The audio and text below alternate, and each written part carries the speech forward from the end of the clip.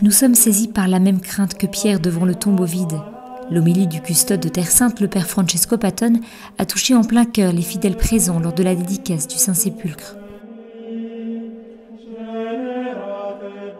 Comme tous les 15 juillet, les frères mineurs de l'ordre ont fait mémoire de la consécration de l'autel de l'église, réalisée pour la première fois par les croisés en 1149, 50 ans après la conquête de Jérusalem, la consécration originale de la basilique ayant eu lieu en 335.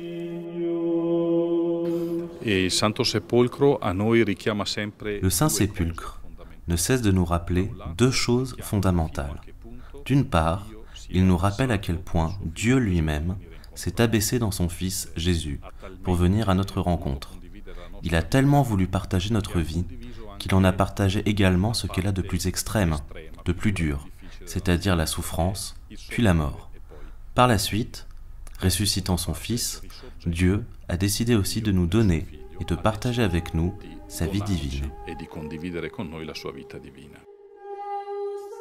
Les lectures ont ainsi retracé la passion du Christ et sa déposition dans la tombe jusqu'à l'annonce de la promesse de la résurrection.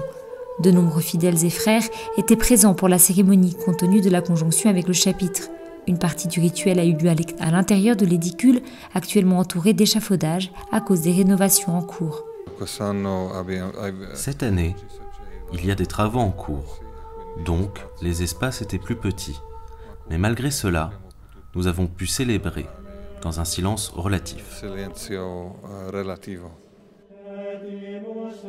La célébration a eu lieu quelques heures après l'attaque perpétrée à Nice en France qui a tué plus de 80 personnes. Le père Patton a prié au début de la messe pour les victimes et leurs familles, appelant tous à laisser leur cœur s'ouvrir à la paix.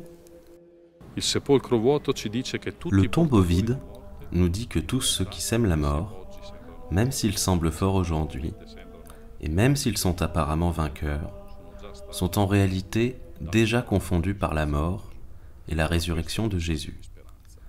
Tel est le seul vrai message d'espérance jamais donné à l'humanité à travers l'histoire de l'homme.